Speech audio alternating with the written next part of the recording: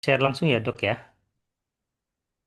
Saya share dulu. Jadi backgroundnya itu sebenarnya Dokter Lukman sama saya itu ada di alumni yang sama. Ya. Jadi kita tuh sama-sama dari alumninya si Umaro. Umaro itu travel umroh ya, bapak-bapak sekalian ya. Jadi Umaro itu kita jadi mitranya, ya, jadi mitra mandirinya. Dari situ kita belajar sama-sama tentang bagaimana sih mengenal bisnis umroh gitu. Dokter Lukman dengan brand sendiri, saya kemarin dengan brand saya sendiri seperti itu. Ya, saya fokusnya itu ada di edukasi. Jadi edukasi karena background saya sebagai digital marketer ya. Jadi saya memulai usaha itu ngawalinya dari belajar marketingnya dulu. Nah, akhirnya ngobrol sama Dokter Ruman, Mas gimana nih? Obrolan ini tuh adalah hasil dari obrolan 1 tahun kemarin ya dok ya. Kita ngobrol bagaimana sih ini kita mau untuk membangun bisnis umroh itu gitu kan. Dan kita itu punya satu kendala yang sama, yaitu dari sisi perizinan. Kalau dari sisi operasional, dari kebutuhan-kebutuhan umroh, insya Allah kita sudah paham. Tinggal bagaimana kita untuk mendapatkan izin ini dan untuk bikin izin umroh itu kalau dibilang sulit sih nggak sulit, tapi lama. Nah, ini yang akhirnya harus kita siasati dari 1 tahun. Ternyata baru kali ini kita dapat pencerahan. Mas, ayo kita bikin bisnis plan yuk. Mau brand apa terserah gitu kan. Akhirnya kita mulai dengan bisnis brandnya itu kita ambil dari umroh barengan. Kenapa? Karena umroh barengan ini sudah jalan ya, sudah jalan, sudah punya portofolio. Sayang sekali kalau kita misalkan memulai ini dari nol ya Bapak-bapak sekalian ya. Jadi ini yang saya share ke Bapak-bapak sekalian, ini adalah pitch deck ataupun bisnis plan secara simplifikasi dari umroh barengan. Seperti itu.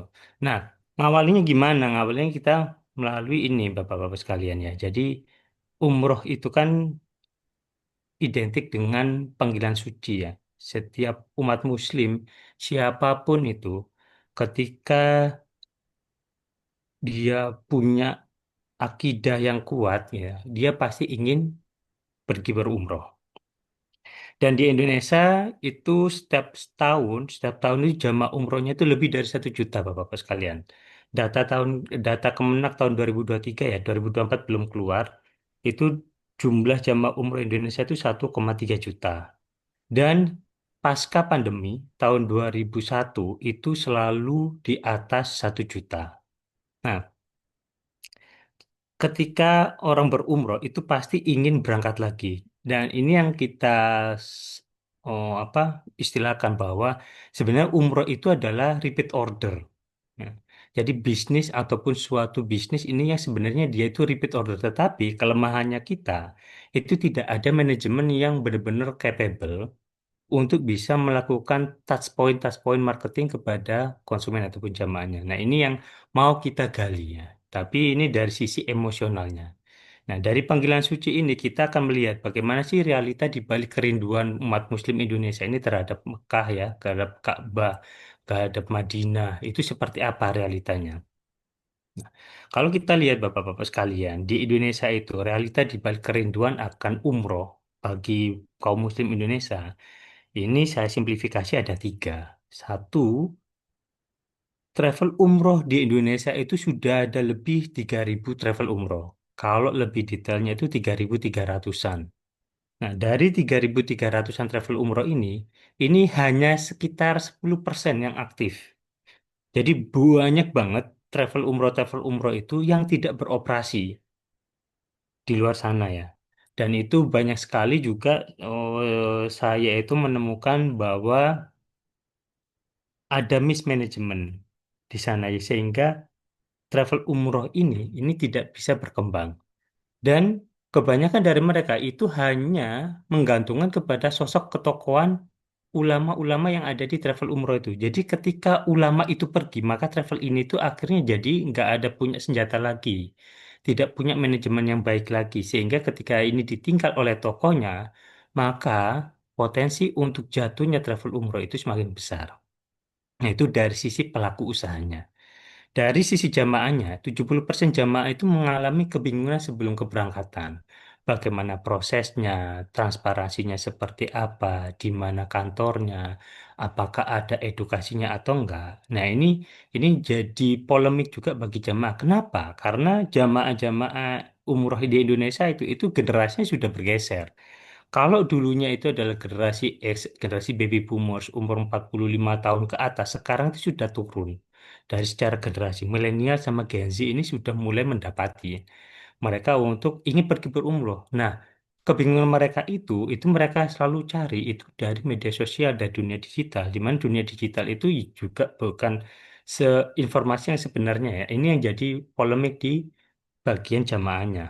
Nah, setiap tahun biaya naik tiap tahun baik itu dari tiket, dari kebutuhan land arrangement-nya di Saudi, terus persaingan agent gitu ya, tinggi-tinggian apa komisi, sehingga ini apa? Ini akan dibebankan lagi kepada jamaah, sehingga biaya naik tiap tahun, beban jamaah naik, beban operasional perusahaan pun juga naik.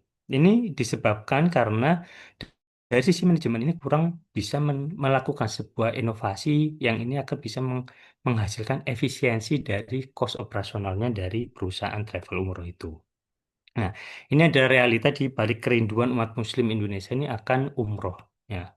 Nah, terus sekarang apa sih yang perlu kita tawarkan kepada masyarakat, pada kaum Muslim Indonesia gitu ya? Ini saya ngelihatnya dan saya juga diskusi sama Dr. Luman, umroh barengannya punya harapan yang ini bisa menjawab kebutuhan-kebutuhan jamaah, menjawab kebutuhan-kebutuhan industri, di mana ini yang akan kita tawarkan kepada jamaah, kepada masyarakat Indonesia, kepada umat Muslim Indonesia bahwa umroh itu bukan hanya sebuah perjalanan spiritual, tapi ini adalah peluang kebersamaan buat kita supaya apa? Supaya lebih berkah.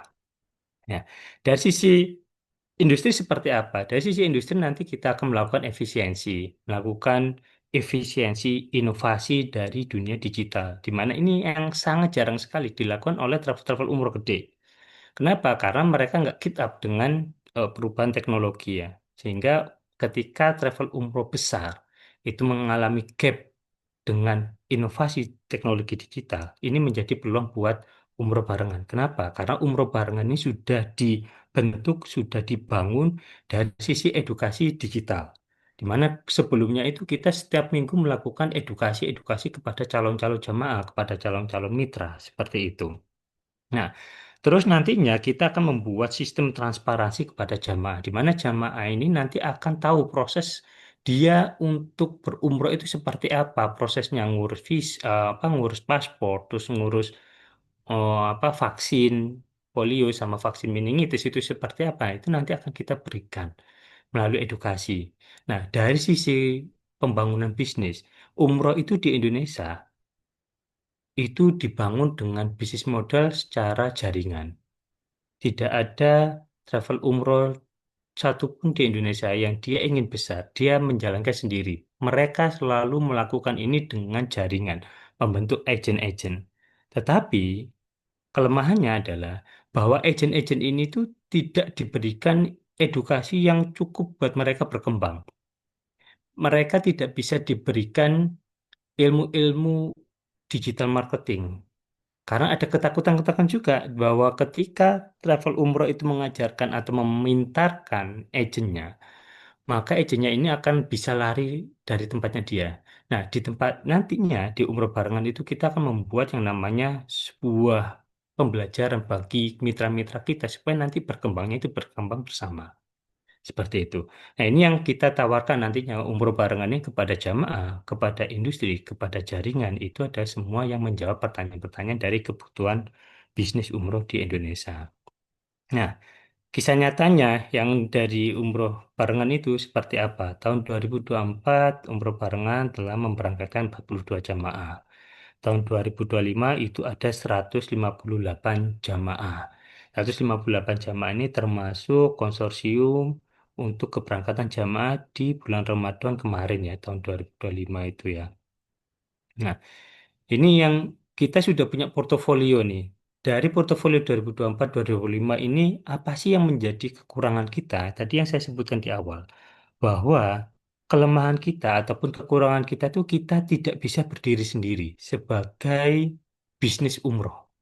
Kenapa? Karena kita selalu ngikut, selalu dibayang-bayangi oleh izin PPIU. Walaupun walaupun dalam perjalanannya tahun 2024 dan 2025 ke belakang itu kita selalu disupport oleh PPIU yang dia mau memberikan siskopatunya. Itu ternyata juga ada permainan di baliknya itu Bapak-bapak sekalian ya. Permainannya seperti apa? Ketika kita sudah mendatangkan banyak jamaah, terus kita bekerja sama dengan PPIU untuk hal siskopatunya yang menjadi mandatori di Kemenang, kita itu bisa sekali waktu itu bisa diketok dengan biaya yang sangat mahal. Misal, di awal kita diberikan biaya siskopatu 200.000 atau 250.000. Dengan melihat jumlah jamaah yang banyak, mereka akan bisa sekali loh, itu akan ada perubahan hingga 1 juta per jamaah. Nah, ketika itu terjadi, kita nggak bisa ngapa-ngapain. Kita nggak bisa ngapa-ngapain ketika PPU yang partner kita itu ternyata dia memberikan harga yang sangat besar. Kalau nggak cari yang lain. Nah, ini yang jadi kendala buat kita. Kita udah susah-susah nyari eh, jamaah. Kita sudah susah-susah untuk mengedukasi jamaah. Kita sudah susah-susah untuk membangun jaringan. Ternyata di ujung-ujungnya kita itu masih terkendala sama izin PPIU gitu. Nah, ini yang jadi ini ya, apa jadi masalah buat kami di umroh barengan itu adalah kita tidak punya kekuatan yang sangat mutlak ya. Saya punya kita punya sistem edukasi yang sudah terstruktur. Kurikulumnya sudah kita siapin nantinya untuk para jaringan kemitraan kita. Kita sudah punya jaringan vendor di Arab Saudi. Kita sudah punya link-link untuk pengurusan visa. Kita sudah punya link-link untuk pengurusan tiket. Nah, dengan adanya umroh barengan, misalkan nanti bapak-bapak sekalian mau bergabung dengan kita gitu ya, kita akan menjadi satu. Nah, ini akan menjadi kekuatan buat kita untuk menguatkan apa yang menjadi kurang di umroh barengan ini. Nah, di tahun 2026 kita itu akan mentargetkan 500 jamaah atau lebih ya Bapak-bapak sekalian ya. Kita akan apa mentargetkan 500 jamaahnya ini di tahun 2026. Nah, dengan cara apa? Nah, kan kita lihat apakah 500 jamaah itu kira-kira masuk akal nggak sih ya? Maka kita perlu lihat dulu keberkahan tanah suci itu bagaimana sih keberkahannya gitu ya. Kita dalam arti ini keberkahan dalam arti secara ekonomi ya Bapak-Bapak sekalian ya. Kita lihat di sini TAM-nya ya, Total Addressable Market. Market umroh di Indonesia itu diperkirakan senilai 35 triliun. Itu dengan asumsi 1,3 jamaah, 1,3 juta jamaah dikalikan paketnya misalkan rata-rata 20 juta, yaitu akan roughly sekitar 35 triliun. Ini adalah total addressable market. Jadi total market yang tersedia itu sekian. Nah, terus dari serviceable available market ini yang kira-kira bisa kita jangkau, kita nggak mungkin bisa menjangkau semua 35 triliunnya. Kita anggap 15%-nya aja lah kita bisa menjangkau mereka. Dalam arti kita bisa menggapai mereka dengan program-program kita itu sekitar 5,3 triliun. Nah, dari 5,3 triliun, target yang akan kita cari itu hanya sekitar 18 miliar. Serviceable available marketnya itu adalah sorry maaf, ini bukan available tapi obtainable market ya. Yang bisa kita dapatkan itu adalah 18,1 miliar. Ini yang mau kita targetkan di tahun 2026 nanti. Seperti itu. Jadi dari pasar 35 triliun, ini kita asumsikan kita hanya bisa menggapai 15% dengan kekuatan kita bersama-sama ya. Di awal itu senilai 5,3 triliun pasarnya, dari 5,3 triliun itu kita akan coba mentargetkan senilai 18 miliar ya, serviceable obtainable marketnya. Jadi keberkahan ini adalah nilai-nilai ekonomi yang mau akan kita kejar, Bapak-Bapak sekalian. Nah, momentum dan potensinya apa? Kenapa? Apa yang kira-kira menjadi dasar kita mampu untuk mendapatkan 18 miliar itu, Bapak-Bapak sekalian? Yang pastinya akan kita lihat potensi atau peluangnya pasar dari umroh di Indonesia itu seperti apa. 70% calon jamaah itu mencari informasi umroh itu melalui media sosial, sudah melalui handphone. dari media sosial, Instagram, TikTok, lalu website, lalu YouTube gitu ya, iklan, lalu acara webinar ya. Nah, ini mereka selalu mencari informasinya itu umrohnya itu melalui media sosial. Sisanya dari mana? Sisanya dari referral, tetangga, teman, keluarga. Nah, ini yang mau kita juga jalankan bersama. Kalau tadi di informasi sebelumnya kita sudah punya 48 jamaah di tahun 2024, 100 jamaah lebih di tahun 2025 ini gitu ya.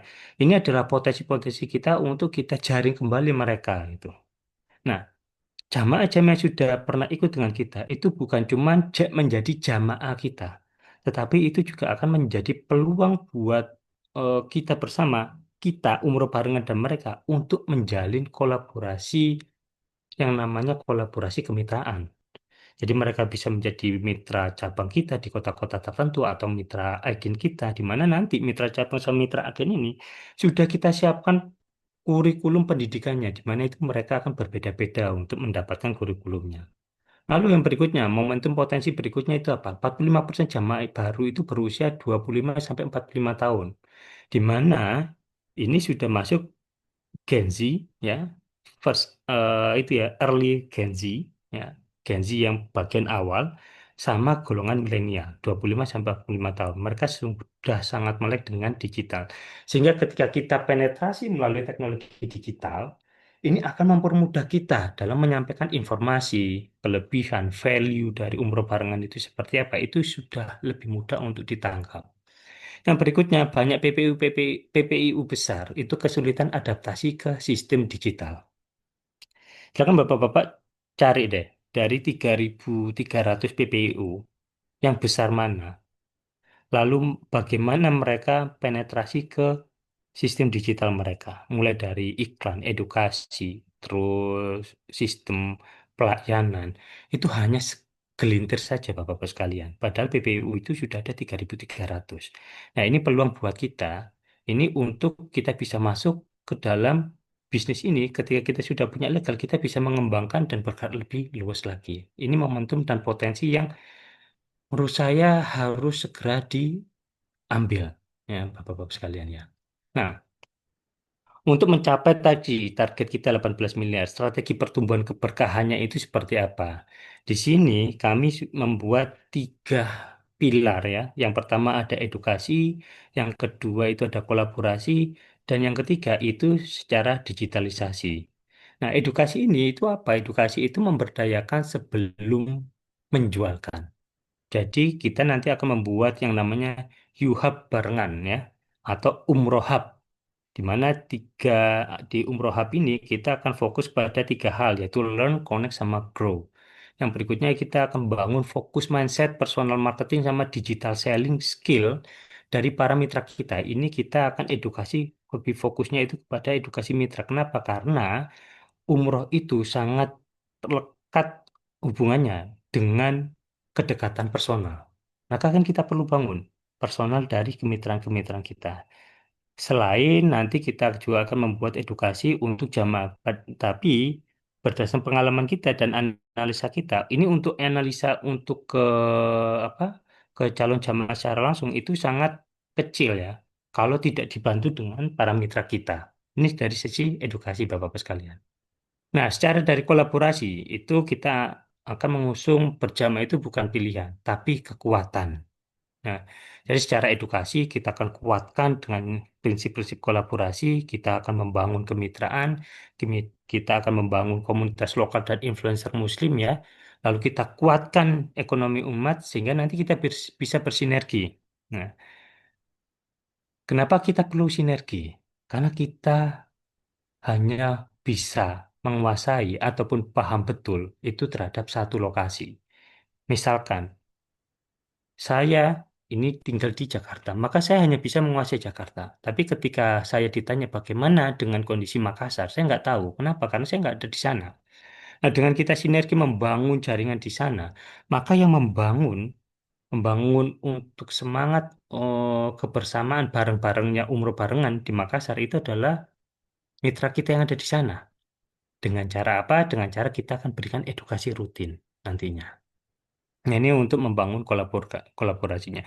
Nah, digitalisasinya ini seperti apa? Teknologi itu sebagai alat, bukan tujuan ya, Bapak sekalian. Karena kita bukan perusahaan berbasis teknologi yang fokusnya itu ke digitalisasi ya. Tapi digitalisasi ini kita pakai sebagai alat. Alat apa? Ini alat sebagai alat ukur Bapak-Bapak sekalian.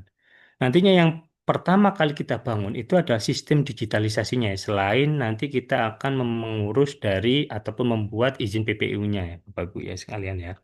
Jadi secara digitalisasi itu adalah platform ini kita akan bangun untuk manajemen agent, jamaah, dan transaksi. Sehingga ini nanti akan meminimalisasi sebuah kesalahan-kesalahan nanti yang akan ada di proses-proses manajemen kita. Yang berikutnya ini untuk integrasi pembayaran, pelacakan jamaah, dan pelaporan otomatis yang nantinya akan kita kembangkan sesuai dengan tahap-tahap yang sudah kita rencanakan ya, Bapak Ibu sekalian. Yang berikutnya juga digitalisasi ini dengan supaya apa? Supaya kita bisa transparan, supaya bisa efisiensi, dan kita juga bisa dipercaya oleh jamaah maupun mitra kita. Nah, tiga hal ini, tiga strategi ini bagaimana cara kita untuk menguatkan ini? Ini kita akan membangun yang namanya OKR, Bapak-Bapak sekalian. Jadi kita akan membuat objektif key result dari setiap manajemen yang akan kita bangun. Dari sisi mulai dari sisi manajerial ya, dari top manajemen hingga sampai level staff paling bawah. Itu akan kita ukur ya. Kita akan ukur objektifnya apa, key resultnya seperti apa, bagaimana pengukurannya. Ini yang sudah kita siapin. OKR-OKR untuk mulai dari CEO, CMO, COO, hingga nanti staff yang paling bawah ke helper. Itu akan mempunyai OKR yang itu nanti bisa dilihat oleh semua orang. Sehingga ini kita juga melakukan sistem manajemen ini yang terukur. Ini yang sering kali dilupakan oleh manajemen-manajemen dari travel umroh. Nah, kita masuk ke investasi berkahnya. Jadi dari pemaparan ini, kebutuhan ini kebutuhan investasinya itu sebesar 1.500.000.000. Ini saya persingkat ya Bapak-Bapak sekalian ya. Dari pendapatannya yang kita akan membuat skema optimis, moderat, sama pesimis ya. Secara dari pendapatan dan pengeluaran. Dari optimis itu nanti kita akan mendapatkan pendapatan sekitar 18.142.500.000 ya. Lalu pengeluarannya ada sekitar 17.323.000. Nanti ada karena dapatkan laba bersih 819 juta atau ROI-nya itu sekitar 54,6%. Secara moderat pendapatannya itu diproyeksikan akan mendapatkan 12 miliar dan pengeluarannya itu 11,9 miliar. Ini mendapatkan laba bersih sekitar 111 juta atau ROI-nya itu 7,4%. Nah, dari sisi pesimis itu pendapatannya sekitar diproyeksikan sekitar 9,6 miliar dan pengeluaran 9,7 miliar atau secara laba bersih selama 1 tahun pertama itu negatif 166 juta atau negatif 11% dari sisi ROI. Nah, ini sama ya, Bapak Ibu sekalian. Ini dari pendapatannya kita ya, pendapatan itu dari dua ya Bapak-Bapak sekalian ya. Untuk revenue streamnya itu ada penjualan paket umroh, ini yang utama sama biaya kemitraan. Ini yang bisa terukur dengan pasti. Yang nantinya berikutnya akan apakah kita akan punya revenue stream yang lain? Kita akan punya revenue stream yang lain seperti perbantuan operasional manajemen dari kemitraan kita. Misalkan mitra cabang. Mitra cabang itu harus dia punya kantor sendiri.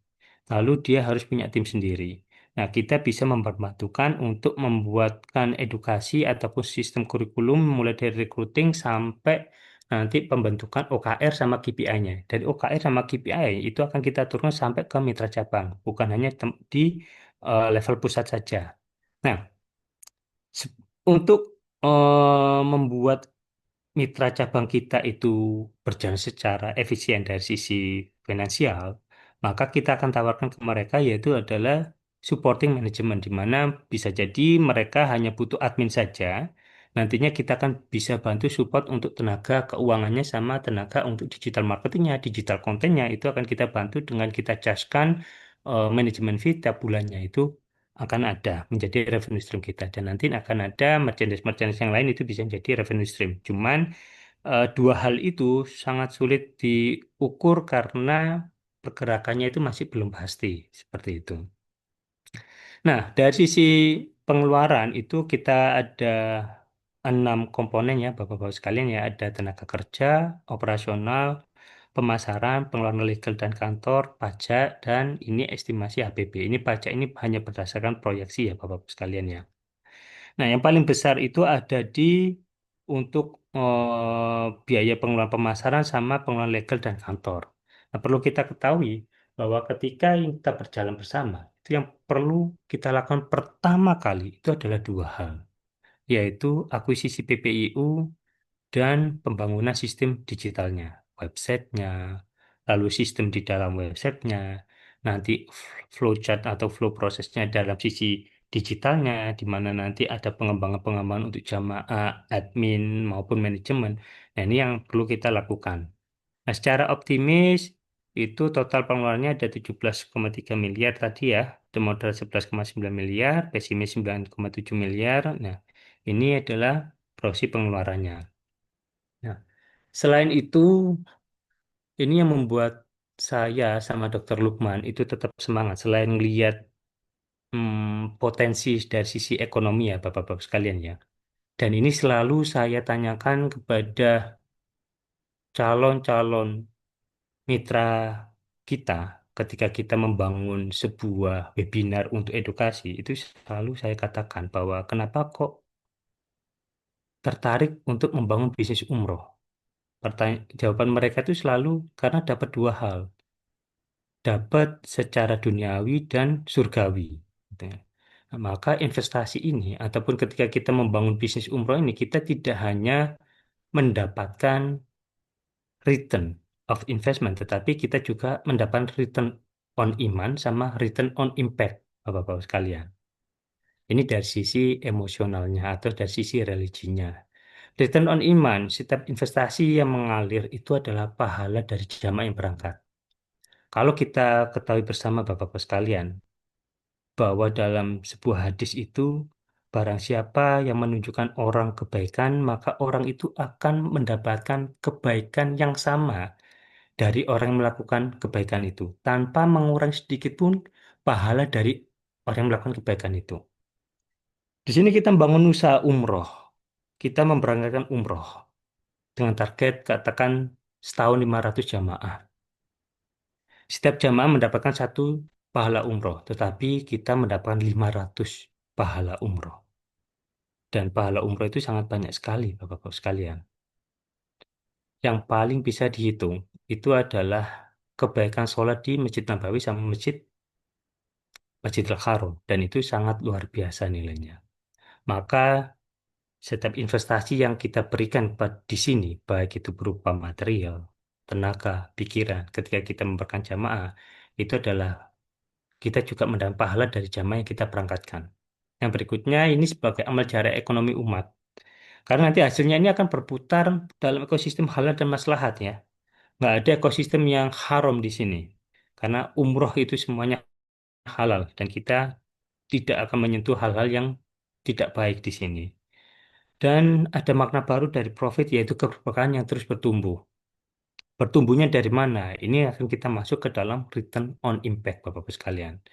Ketika kita membangun 1.000 agent dan 100 cabang mitra, ini berarti kita membuka lapangan kerja secara sendirinya. Dengan usaha-usaha kecil, travel-travel lokal yang sudah punya kegiatan kita tumbuhkan sehingga mereka bisa membuka lapangan pekerjaan.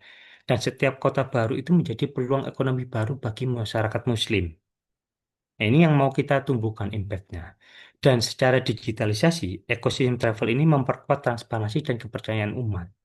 Mana banyak sekali umat juga masyarakat ini juga menanyakan ya, saya harus percaya kepada travel yang mana itu. Sehingga mereka akan menitik beratkan itu kepada referral. Nah, ini yang akan kita coba bangun melalui investasi umroh barengan ini Bapak-Bapak sekalian. Nah, sini saya sama Dokter Lukman itu coba untuk ayo kita bareng-bareng menuju keberkahan. Semoga bisnis umroh ini bisa mendatangkan kemaslahatan, keuntungan secara ekonomi, dan keuntungan secara emosional. Terus saya Bapak sekalian. Oke, Mas Awi, terima kasih Mas Awi. Luar biasa ya Mas Awi ya. Halo Mas Awi, apakah masih menyimak? Yes. Oh, masih dong. Aman dong. Masya Allah. Jadi memang salah satu apa namanya tujuan kita ada membangun bisnis umroh ini adalah untuk mencari keberkahan ya Mas Awi ya. Yes, yes. Nah, Oke. Bapak-Bapak sekalian silakan kalau mau ada yang kita bangun diskusi ya. Ingin Mas Hmm. Ari itu kan yang dijelaskan hanya sekedar gambaran. Aku ingin tahu detail, detail yang mana yang Bapak-Bapak perlu ketahui. Nanti akan kita jelaskan step by stepnya. Kita sudah membuat stagingnya, staging dari stage 1 sampai stage 4. Itu kita sudah siapkan secara garis besarnya, langkah-langkahnya seperti apa. Saya juga sudah membuatkan kurikulum untuk edukasinya, sehingga ini akan menguatkan jaringan kita gitu ya. Karena saya itu banyak sekali mendapat curhatan dulu ya. Dulu itu mendapat curhatan banyak sekali. Agent-agent itu, Mas saya itu dilepas loh sama travel umroh saya gitu. Jadi saya itu disuruh nyari sendiri. Jadi agent itu bayar Bapak-Bapak sekalian. Bayar 1,5 juta, ada yang bayar 3 juta. Bahkan saya menjadi mitra mandiri Umaro itu bayar 5 juta bersama Dokter Lukman. Dan itu tidak mendapat apa-apa dari Umaro waktu itu, dari travel umrohnya. Sehingga kita meng-create sendiri apa yang bisa kita edukasi kepada calon-calon mitra kita. Itu. Nah ini sudah kita siapin terkait untuk jaringan seperti apa. Lalu manpowernya seperti apa sudah kita siapkan. Siapa saja posisi-posisi mana aja yang perlu kita isi di awal dan kita selalu coba untuk tingkat efisiensi sehingga nantinya kita nggak butuh manpower banyak-banyak gitu untuk staging awal. Yang kita perlu banyakkan di staging awal itu adalah jumlah kemitraan kita karena mereka lah sebenarnya ujung tombak kita. Nah, untuk memperkuat ujung tombak kita, kita udah siapin ini namanya edukasi. Dan sebenarnya umroh barengan itu adalah bisnis model umroh barengan itu sebenarnya bukan bisnis model yang baru Bapak-Bapak sekalian. Kalau dulu 10 tahun yang lalu bisnis umroh itu selalu diperkuat dengan agent ya. Dengan agent secara konvensional, maka mereka itu harus punya agent yang sangat banyak. Harus punya 10.000 agent. Kenapa? Karena 10.000 satu agent ini hanya kuat untuk dia mobilisasinya itu radiusnya hanya maksimal 10 kilometer. Di luar 10 kilometer itu mereka sudah nggak kuat untuk jalan. Kalaupun mereka jalan di luar 10 kilometer, itu selalu menghabiskan waktu yang sangat banyak. Dan ini menjadi salah satu kendala. Dan agen-agen ini tidak didukung oleh edukasi-edukasi tentang pemasaran digital seperti apa. Dan 3 tahun belakangan ini akhirnya bertumbuh lagi ya bisnis model baru di mana bukan travel umroh, tetapi mereka membangun sistem ekosistem edukasi tersendiri, di mana mereka ini bekerja sama dengan PPIU. Nanti mereka yang akan feeding jamaah kepada PPIU. Nah, dua hal ini berjalan secara terpisah, sehingga ketika kita menerima, ketika travel umroh menerima feeding dari komunitas, dan komunitas ini itu sangat rentan sekali untuk pindah dari travel umroh satu ke travel umroh yang lain. Apa yang membuat mereka bisa pindah dengan mudah? Itu sama kayak agent, yaitu komisi. Si travel A ngasih komisi cuma 3 juta. Kalau ada travel B ngasih 4 juta, dia akan pindah. Jamaahnya, feeding jamaahnya akan dipindah. Nah, ini yang sekarang berkembang 3 tahun terakhir ini, Bapak-Bapak sekalian. Hanya komunitas ini itu tuh sangat sangat kenceng sekali ya untuk umroh sama haji bahkan. Padahal mereka ini hanya komunitas tidak punya izin. Travel umrohnya tidak punya ekosistem untuk edukasi jamaah secara digital. Tapi mereka punya PPIU. Nah, umroh barengan ini merasakan dua hal itu, Bapak-Bapak sekalian. Kita itu merasakan betapa sulitnya, betapa nggak enaknya nggak punya PPU, tapi kita juga sudah bisa untuk membangun jaringan. Tetapi umroh barengan ini pun juga punya kelemahan ya, selain PPU ya, yaitu adalah capital. Karena komunitas yang 3 tahun berjalan ini disupport sama capital yang kuat juga gitu ya. Maka sebenarnya kita itu ingin diskusi awal saya sama Dr. Lukman tahun 2024 itu adalah Mas gimana ya membangun ekosistem yang kuat ya untuk di umroh itu ya. Dua hal sebenarnya yang kita butuhkan itu Bapak-Bapak sekalian. Satu, izin. Ya. Selama kita nggak punya izin, kita akan selalu main kucing-kucingan dengan PPIU. Walaupun banyak sekali PPI-PPIU yang menawarkan jasa kepatuhannya kepada kita, tapi ini kan resiko. Kalau mereka nggak mau ya last minute kita bisa berantakan dengan jamaah. Kalau misalnya jamaah kita sudah 150, 30, bahkan jamaah 5, kalau ini last minute di cancel sama mereka, kita juga bisa babak belur. Yang kedua, kita membutuhkan capital untuk memperkuat edukasi ke jaringan-jaringan sebagai ujung tombak kita, seperti itu. Nah, ini yang jadi diskusi saya sama Dr. Lukman tahun 2024 ini yang insya Allah saat ini diskusi itu berkembang menjadi sebuah aksi nyata nih gitu. Makanya kita mempersiapkan bisnis plan-nya kita siapin, perencanaannya misalkan nanti oke Mas kita deal kita masukkan kayak gini, kita dewan itu sudah ada kegiatannya, sudah ada pelaksanaannya, sudah ada timetable-nya, kita udah siapin itu. Nyari kantor di mana, rekrutmennya itu siapa aja, seleksinya seperti apa kita udah siapkan. Nah ini lalu untuk edukasinya bagaimana kita udah siapin itu Bapak sekalian. Jadi ini sekedar untuk kita diskusi sharing terkait persiapan umroh barengan itu sebenarnya seperti apa sih gitu ya. Bapak-bapak juga sudah mengenal Dokter Lukman seperti apa. Mungkin bapak-bapak masih baru kenal saya ya gitu. Makanya ini saya perlu sampaikan. Insya Allah kalau misalkan nanti kita berjodoh bisa ketemu, enak lagi nih offline kita ngobrol-ngobrol. Sambil nanti kita jelaskan nanti step by stepnya itu seperti apa gitu. Terkait umroh barengan ini. Itu Bapak-Bapak sekalian. Monggo kalau ada yang diskusi silakan Bapak-Bapak sekalian. Feel free.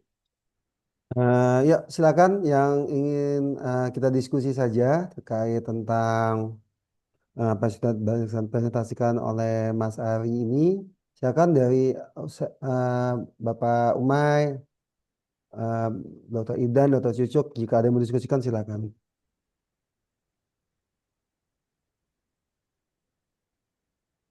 Gimana? Ada yang mau didiskusikan? Atau masih pada bingung nih? Dr. Idan gimana dok? Ya, sambil nyimak dulu aja, bos. Iya, jadi Gitu. jadi kalau dibilang kok modalnya gede banget ya 1,5 M ya. Memang 1,5 M itu adalah modal yang kita butuhkan untuk kita berjalan selama 1 tahun. Jadi 1 tahun. Jadi 1 tahun ini kita berjalan dengan modal 1 tahun. Dan apakah setiap investor masuk 1,5 M? Oh, tidak gitu kan. Tidak mesti harus masuk 1,5 M. Nanti kita proporsional sesuai dengan jumlah yang disetorkan ke dalam travel kita. Jadi Rumah Bawang ini sebenarnya sudah berjalan ya. Termasuk satu jamaah saya dulu ada Dokter Ildan. Dok, ya masih ingat tahun 2024 Ya, dok.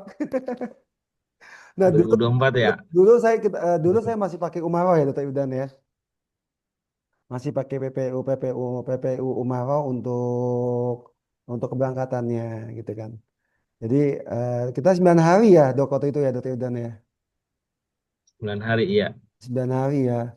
9 hari di apa namanya 4 hari di Mekah, 5 hari di Madinah. Jadi memang sebenarnya basically kita sudah punya basic jamaah ya, sudah punya basic jamaah.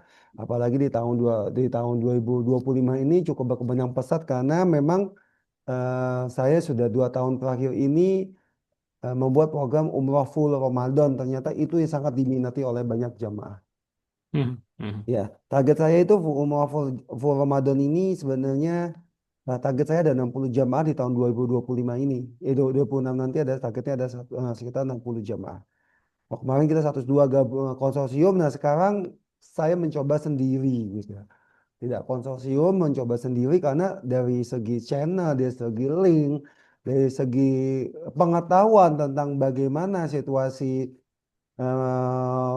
perumrohan ini ya memang sudah kita pelajari dari 2 tahun belakangan ini. Jadi insya Allah umroh barang ini tidak mulai dari nol ketika kita memulai apa namanya investasi dibuka ini. Jadi memang sebelumnya sudah berjalan dengan yaitu modal dengan suatu kapital yang seadanya sehingga memang kami tidak bisa bergerak secara luasa, walaupun beberapa kali eh, kita ada basis jamaah calon jamaah juga di Pastowi Umroh Mandiri ya Mas ya.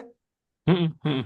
Yang kita Betul. lakukan dari mulai bulan Juni, Juli, sebelum Lebaran kita lakukan sebelum Mm, Lebaran kita pernah lakukan sudah ada 4 grup ya Mas ya umroh mandi apa masalah mm, umroh mandiri dan ternyata memang di luar sana orang sangat tertarik sekali gitu kan tentang melihat bagaimana proyek-proyek umroh ini. Jadi kami sangat optimis sekali gitu kan bahwa di tahun 2026 nanti kami akan mencapai omset sekitar 18 sekian M ya Mas ya proyeksinya Yep, ya Mas ya. yes. Kami sangat optimis karena apa? Karena ya umur bangun ini nggak mulai dari nol gitu kan. Umur bangun ini Mm, tidak mulai dari nol. Umur bangun ini sudah punya basis jamaah dan umur mandiri sudah punya basis calon-calon jamaah yang sebenarnya tinggal kita poles sedikit saja mereka pasti akan ikut. Seperti umroh keberangkatan terakhir Kak saya itu di tanggal 24, tanggal 15 September kemarin gitu kan. Ada beberapa jamaah dari Surabaya, ada beberapa jamaah juga dari Lombok gitu ya. Yang memang berasalnya mereka dari basis-basis atau grup-grup WA yang kami maintenance setiap harinya untuk supaya menjadi jamaah. Jadi tidak mulai dari nol, sama sekali bukan dari nol karena saya pernah membantu sebuah PPU yang benar-benar mulai dari nol gitu. Jadi orang itu punya modal yang cukup besar, lalu dia bangun PPIU, tapi begitu PPU jadi dia tidak punya orang operasional, tidak punya orang marketing, ya benar-benar tidak nol sama sekali dan pun tanpa perencanaan yang baik terkait tentang bisnis plan-nya. Dan saya tidak mau seperti itu. Jadi ketika saya mengakuisisi PPIU, kita sudah punya basic calon jamaah, calon jamaah, kita sudah punya basis jamaah dan kita juga sudah punya planning untuk bagaimana kita mencari jamaahnya. Insya mm, Allah target kita dalam 1 tahun ROI-nya adalah 56%. Ya, yes. dari modal 1,5 di akhir tahun kami optimis bisa mendapatkan margin sekitar 800 jutaan. Yes. Insya Ya, Allah. seperti itu Bapak Ibu semua, Pak Umay. Nah, Dokter Cucuk, Dok, ada yang mau dikomentari, Dok? Gimana, Dok? Kemarin kita diskusi terkait tentang umroh juga nih sama Dokter Cucuk nih. Atau masih di jalan nih, Dokter Cucuk?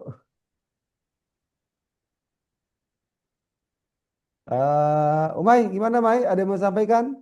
Pak Umay? Cukup cukup dimengerti dok. Cukup dimengerti ya. Ini Umay ini Nah, selalu aktif nih yang menanyakan ke saya, Dok, bagaimana bisa bikin angkat rumah, bagaimana bisa dapat jamaah ini. Ya, sebenarnya basically untuk mendapatkan jamaah itu ya ada caranya dan ada stage-stage-nya gitu kan. Enggak.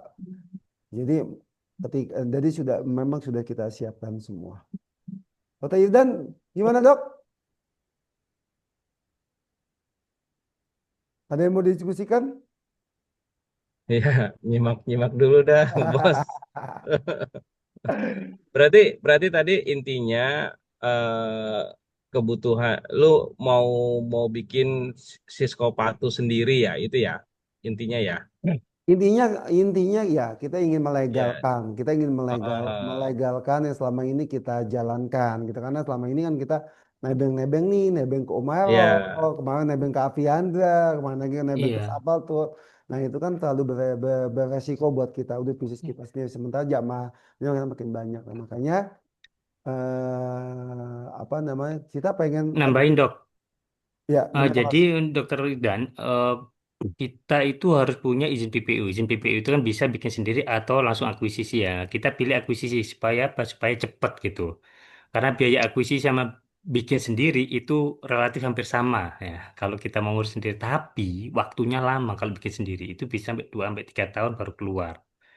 Ya, maka kita akuisisi lah. Akuisisi ini yang cukup mahal ya, karena pasaran itu 300 sampai 500 juta untuk satu PPIU. Nah, sebenarnya untuk dana investasinya itu mahal apa habis banyaknya itu justru di awal. Bukan habisnya itu di akhir, tapi justru habis banyak itu di awal untuk akuisisi PPU sana sama pembangunan sistem digital. Websitenya itu yang harus bisa diakses sama jamaah sama mitra itu kita akan nanti pisahkan. Jadi bukan cuma landing page yang cuma satu halaman aja, cuma diklik untuk ke CS ataupun nomor WA admin gitu, enggak. Tapi jamaah itu nanti akan bisa mengakses mulai dari pendaftaran, pembayaran, pengurusan dokumen, lalu trackingnya dia prosesnya sampai mana, termasuk nanti jadwal manasik juga ada di dashboardnya mereka. Maka ini yang perlu kita bangun dan ini lead time untuk membangun sistem digital sama untuk bangunan PPU ini hampir sama, Bapak-Bapak sekalian, yaitu sekitar 2 sampai 3 bulan. Nah, maka untuk di awal itu investasi itu banyak sekali terserap. Itu untuk dua hal ini ya. Dua hal ini yaitu untuk akuisisi PPIU ya, supaya kita geraknya semakin lincah. Lalu untuk sistem digital untuk manajemen sama jamaah plus mitra kita. Ini yang kita siapin di awal 3 bulan awal sudah selesai, sudah rampung. Karena proses PPU itu tidak seperti ternyata setelah kita due diligence, cek-cek untuk prosesnya, nggak seperti bikin perusahaan baru gitu, ke notaris, bikin esek-esek-esek seminggu 2 minggu jadi enggak. Ternyata kita ada proses untuk akuisisi, proses untuk penyerahan saham sebagian gitu. Karena kita nggak mau bayar langsung di awal, tapi akan kita bangun bangun pembayaran akuisisinya itu secara bertahap. Kita rencanakan bertahap ini secara 3 bulan. 1 bulan awal itu untuk pengikatan perjanjian dengan pemilik yang lama dan sebagian kita punya saham secara mayoriti ya. Dan habis itu mereka harus menyelesaikan persyaratan administrasi legalisasi untuk perubahan kepemilikan kepada Kemenak ya. Itu karena harus dilaporkan Bapak-Bapak sekalian. Nah, ini sistem proses ini bertahap. Baru selesai, baru nanti akan kita bayarkan termin kedua. Setelah itu nanti akan kita lihat sebulan berikutnya ini apakah ada kendala atau yang lain. Baru nanti kalau nggak ada kendala, termin ketiga baru akan kita berikan pembayarannya. Itu dari sisi akuisisi PBU.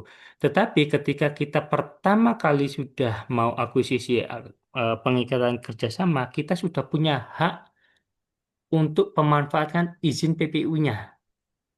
Jadi proses di notaris penyerahan pemindahan saham majoritinya ke kita, plus kita punya perjanjian eksklusif dengan pemilik lama sudah bisa melakukan operasional atas nama PPU yang kita akuisisi. Jadi nggak nunggu lama gitu, nggak nunggu selesai semua baru kita jalan operasional nggak. Tapi ini kita langsung day one itu sudah langsung jalan. Nah, yang sudah kita siapin sejak awal itu adalah ketika ini proses berjalan day one, kita sudah punya rencana kerja hari pertama ngapain rekrutmen seperti apa. Itu nanti alokasi kantornya seperti apa. Lalu nanti renovasi interior kantornya seperti apa itu dilakukan di hari pertama itu. Nah, ini yang mau kita siapin. Tetapi sambil nunggu itu, untuk edukasi itu sudah berjalan juga. Karena kita bisa edukasi secara online seperti ini. Ngadain Zoom, lalu kita bangun komunitas, ada pertemuan-pertemuan offline, dan kita juga membuka peluang juga bagi investor yang sudah invest ke umroh barengan, mau jadi mitra cabang di lokasi kota-kota tertentu juga kita persilakan, nggak ada masalah gitu. Dan nanti akan kita assist juga sebagai mitra kita. Jadi itu menjadi peluang juga untuk bapak-bapak sekalian itu ya. Ini yang jadi poin penting kita, Dokter Ida. Jadi ketika kita membangun umroh barengan ini, fokus utama kita ada di dua hal.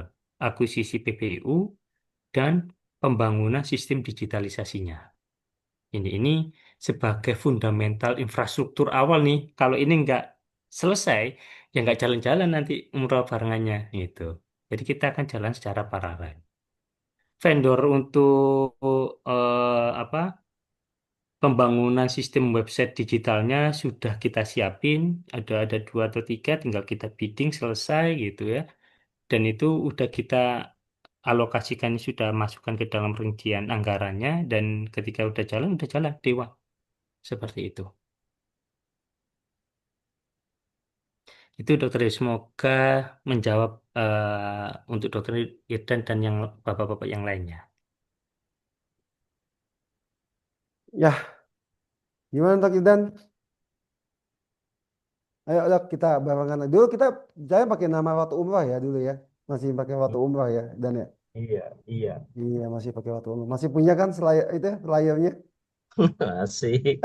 Masih disimpan, masih dibungkus. masih dibungkus. Iya dulu waktu umroh lalu di tahun Mudah-mudahan balik lagi kan. amin 2024 berubah menjadi umroh bareng lagi. Hmm, Gitu, gitu Dokter Irdan. iya, iya, iya. Iya, jadi memang bisnis umroh apa umroh bisnis travel umroh ini adalah bisnis yang sejak pandemi ini ada bisnis yang terus growing up terus menerus karena memang kalau Mm-mm. dulu orang umroh itu mungkin dapat 45 atau 50 ke atas ya minatnya, tapi sekarang gitu kan dengan banyaknya dengan sudah majunya sistem teknologi itu usia sudah mulai bergeser di antara usia 25 tahunan itu mereka sudah merencanakan untuk umroh. Artinya eh, jumlah peminatnya makin banyak. Kalau dulu yang minatnya hanya muda-muda saja, yang tua-tua saja. Nah, yang sekarang anak-anak muda pun juga sudah berminat untuk pergi untuk umroh gitu kan, karena dengan sudah majunya teknologi seperti itu. Itu Dokter Izdan, Umay, ada yang mau ditanyakan lagi atau mau ada yang mau didiskusikan lagi? Cukup, Ya, Dok. Cukup. apa namanya, Dokter Lukman sedikit nih Iya. nanya ya. Mohon Hmm. maaf ya. Ini kita Hmm. ini berarti kan artinya umroh apa sih umroh bareng ya ini ya? Barengan. Barengan ya. Umroh Hmm. barengan ini berarti membutuhkan dana awal tadi berapa? 1,5 M 1,5 M. ya Hmm. untuk tujuan-tujuan yang tadi ya. Salah Hmm. satunya apa namanya? PPIH ya. PPIU. PPIU ya. Hmm. Nah, ini kan untuk dana awal 1,5 M.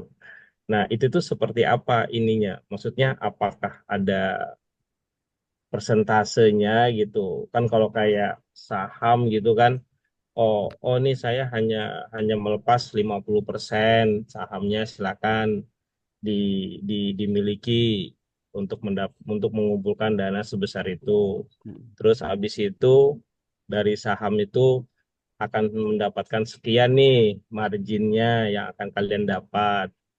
Nah, itu seperti apa ininya. Terus kedua, ya ya mohon maaf, kita kan tadi kan udah dijelasin ya bisnis plan ya. Ada optimis, ada moderate, sama ada yang pesimis ya. Hmm. Pesimis itu kalau aku lihat itu istilahnya nggak ada margin ya gitu. Artinya pendapatan segitu, pengeluaran pun segitu juga, gitu loh. Nah, yang sekarang menjadi pertanyaan, mohon maaf, kalau terjadi sesuatu di luar apa namanya di luar pesimis itu, gitu loh. Nah, itu seperti apa ataupun apa yang akan terjadi konsekuensi dari kita-kita ini ingin meniatkan untuk membantu Dokter Lukman untuk mendapatkan modal awal seperti ini gitu loh. Apa apa konsekuensinya? Tekan Mas Ari. Hendak terima. Sorry, sorry.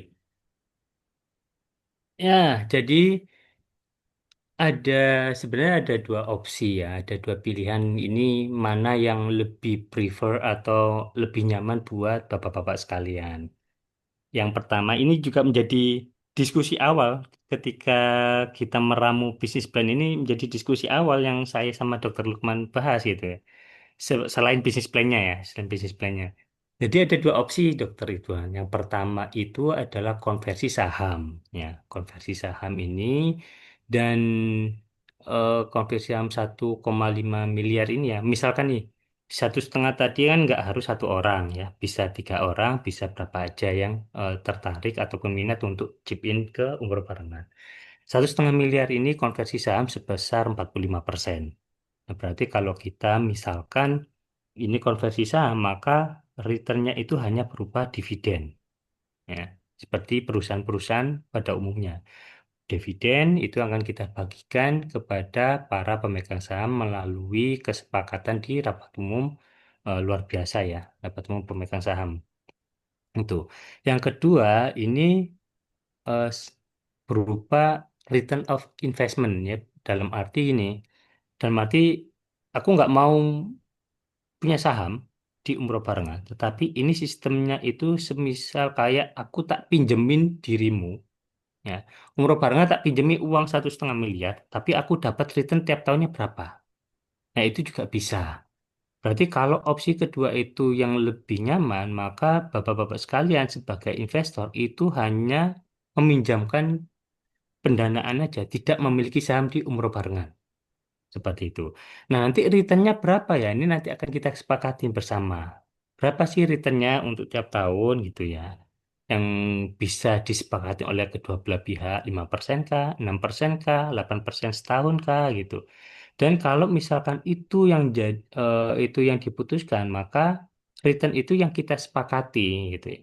Dan nanti akan ada perjanjian bahwa modal yang dititipkan ataupun diperbantukan kepada umroh barengan itu, misalkan ini Bapak-Bapak ya, tidak bisa diambil selama 3 tahun, misalkan seperti itu.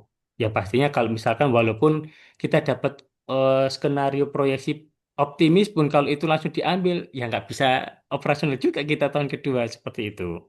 Jadi ada yang harus kita kunci, misalkan ada opsi kedua yang dipilih. Jadi kita kunci selama berapa tahun ini return returnnya akan dikembalikan ya, atau dana pokoknya ini akan dikelola selama berapa tahun, 3 tahun kah, 5 tahun kah, atau berapa tahun, itu nanti bisa kesepakatan.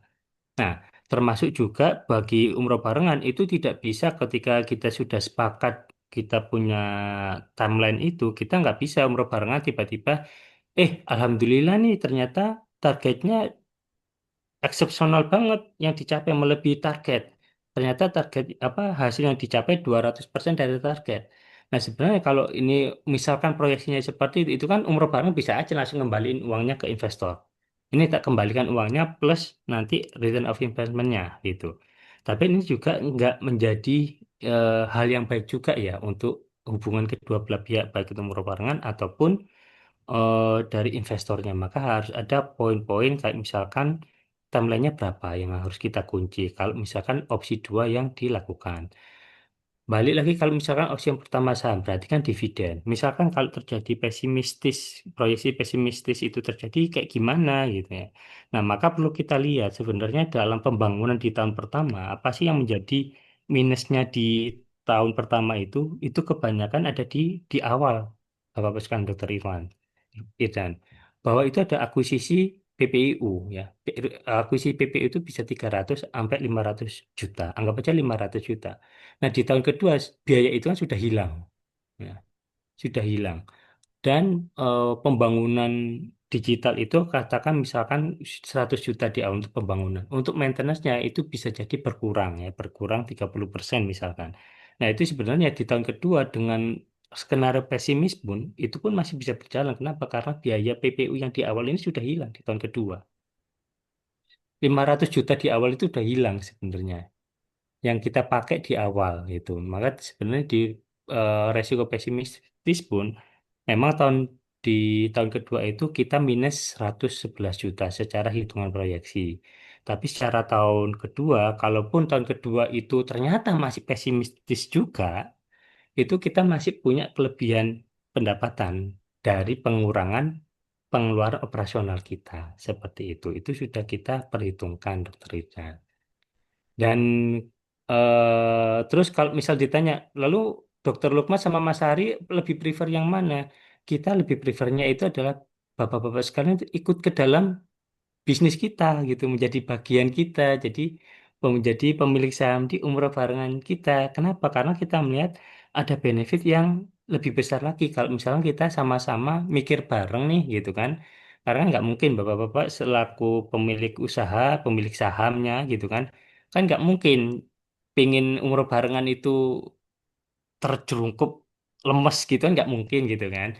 Maka kita punya power yang lain gitu. Ada opsi apa? Ada insight-insight yang bisa kita dapatkan dari bapak sekalian. Tapi kalau bapak-bapak pilih opsi kedua, nah hal itu kan hilang gitu ya.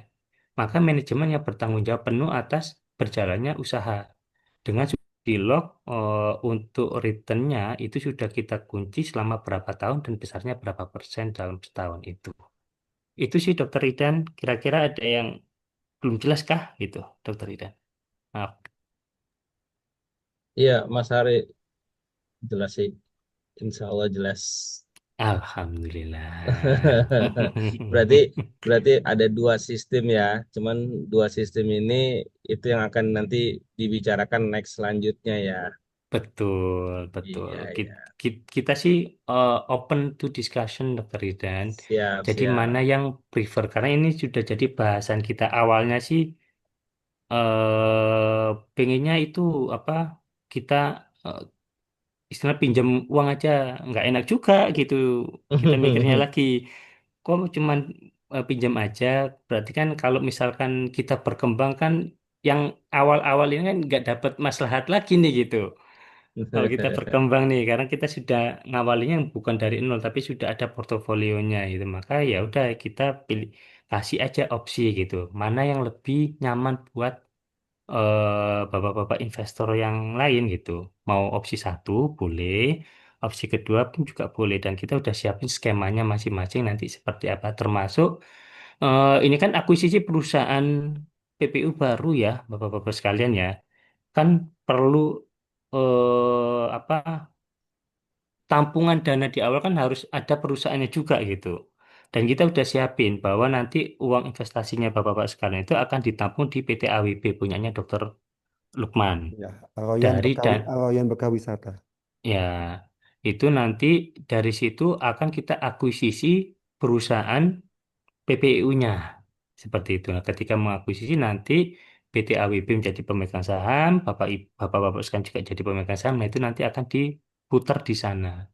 Dan kita udah siapin skemanya, prosesnya seperti apa. Sehingga supaya nanti bisa smooth. Misalkan, Alhamdulillah nih Dokter Idan minggu depan udah mau ini nih gitu kan. Sama Pak Asep Uma, sama Pak Cucok gitu kan. Udah nih, langsung yuk kita. Karena apa? Karena sebenarnya kita tuh pengennya segera mungkin nih kita bisa jalan. Kenapa? Karena Ramadan bulan Februari. Kalau kita lihat umroh itu harus lunas H-30 gitu. Januari harus sudah jalan gitu. Nah, kita harus sosialisasi 2 bulan sebelumnya. Berarti apa? Desember, November, sekarang udah Oktober gitu. Nah, kita udah siapin nih.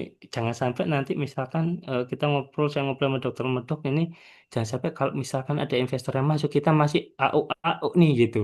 Gak ngerti ngapain, padahal kita harus gas nih. Karena kita ngejar Ramadan, Ramadan sudah banyak orang yang nanyain, tapi kita terkendala sama PPIU gitu. Bisa-bisa nanti ada pengalaman juga dari teman-teman yang lain. Ternyata PPU-nya nggak mau ngurusin gitu. Wah, ini repot gitu. Kalau kita nyari PPU baru di akhir, kita bisa digetok gitu. Kita bisa digetok malah dimahalin yang awalnya 200.000 misalkan. Ternyata dimahalin jadi 500.000. Bahkan ada yang nawarin 1 juta di akhir-akhir. Nah, ini jadi permasalahan gitu. Makanya proses pembalikan akuisisi PPU 3 bulan, sistem digital 3 bulan ini sudah pas nih gitu. Berarti kita harus cepat-cepat supaya program Ramadannya nggak hilang gitu. Itu Bapak-Bapak sekalian. Oke, Mas Ari, Siap. Pak Irdan, Dokter Irdan, aman ya dok? Jelas ya? Iya. Ada lagi yang mau didiskusikan? Itu apa namanya Dokter Lukman sama Mas Ari eh, nanya Mm-mm. itu kita minimal ada minimal investor nggak minimal quantity nggak maksudnya? Minimalnya itu 1,5 miliar dokter ini untuk mulai. Nah, 1,5 miliar itu Oh, bisa oh, bisa 1 orang, bisa 2 orang, bisa 3 orang. Kita terbuka aja gitu. Karena oh nanti gitu. dari kita itu sudah merencana sampai 5 tahun ke depan bahwa kita akan ada pengembangan-pengembangan. Dan nanti ketika pengembangan di tahun kedua, tahun ketiga itu kita tidak menutup kemungkinan kita akan fundraising lagi. Nah, orang-orang yang pertama ini yang masuk ini yang akan lebih diuntungkan karena kita akan kasih porsi yang lebih besar.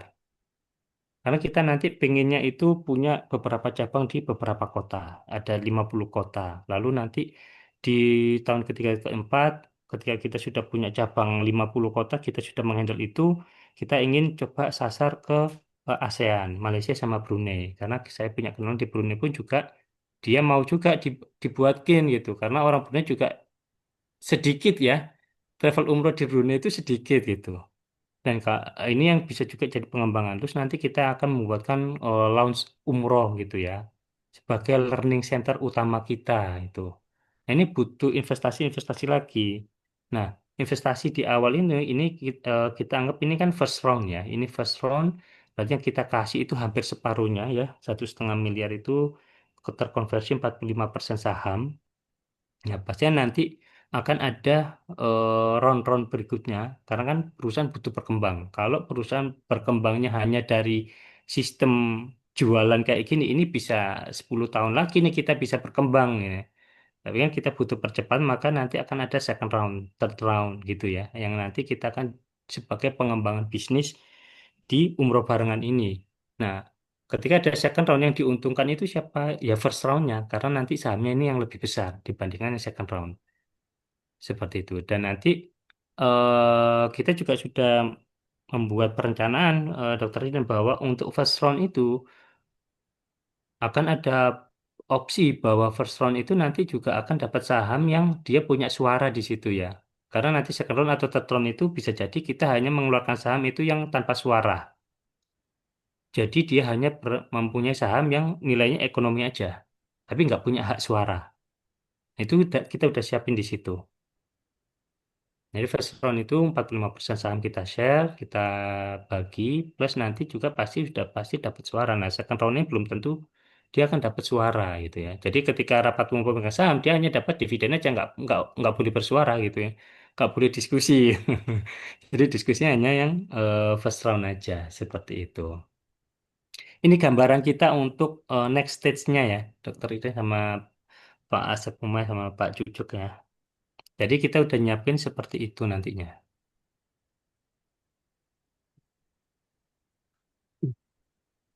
Ya, jadi memang kita sudah menyiapkan planning sampai 5 tahun ke depan ya. Jadi jangan, insya Allah umroh adalah suatu bisnis yang berkah, suatu bisnis yang memang tidak akan habis marketnya ya, karena makin tahun dia akan makin banyak lagi orang untuk minat untuk makan umroh. Dan kami sudah membuat suatu skema planning, eh, perencanaan dalam digital marketingnya, perencanaan dalam membuat apa namanya agen-agennya atau cabang-cabangnya sudah kami petakan, sehingga sebenarnya ini tinggal running atas nama PPU saja gitu kan. Ketika ini sudah jadi PPU, maka kami akan sangat bergerak sangat luas gitu kan.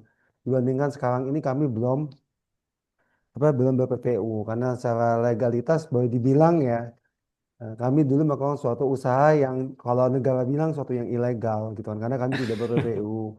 Walaupun sebenarnya kita bisa numpang PPU orang lain gitu kan, tapi nyatanya Betul, betul. PPU orang lain itu ada resiko-resiko lebihnya yang harus kita tanggung. Iya, betul, Seperti itu. betul. Makanya saya sama Mas Ari dari tahun 2004 terus berdiskusi-berdiskusi, akhirnya oke lah, saatnya kita untuk memulai. Gitu kan, saatnya kita memulai era baru dengan kita mengundang beberapa investor untuk yuk kita bergabung, berjalan bersama, kita barengan sama-sama bareng untuk mengembangkan di bisnis travel ini gitu. Begitu Dokter Cucuk kayaknya masih berjalan, beliau nih sangat sibuk nih berpraktek. Iya, mungkin kalau misalkan ada apa pertemuan offline juga boleh, Oh Dok. ya, Nanti kita bisa rencananya nanti diskusi. kita akan ada pertemuan offline ya, open house investor itu nanti di sekitar 1 November ya Mas ya, planning kita ya Mas ya. Yes, yes. 1 November itu di daerah sekitar Halim di restoran Bali Bengong. Ini sedang Atau kita. kalau bapak-bapak mau pengen lebih cepat juga nggak apa-apa kan, Dok ya? Oh, betul. Silakan. Mm-mm. Nah, kita ketemuan di mana, janjian di mana, kita ketemu nanti kita akan jelaskan lebih detail lagi. Mm-mm. Kan lebih enak kalau langsung ketemu sambil Bet- coret-coret gitu. Betul. Oke, Yildan, dok, ada yang mau sampaikan lagi, dok? Ya, cukup, cukup Cukup Dokter ya. Lukman, cukup, cukup. Umay, ada yang mau disampaikan lagi? Halo. Oh, sepertinya Cukup, cukup, cukup. cukup ya. Oke, Bentar. mungkin hari ini kita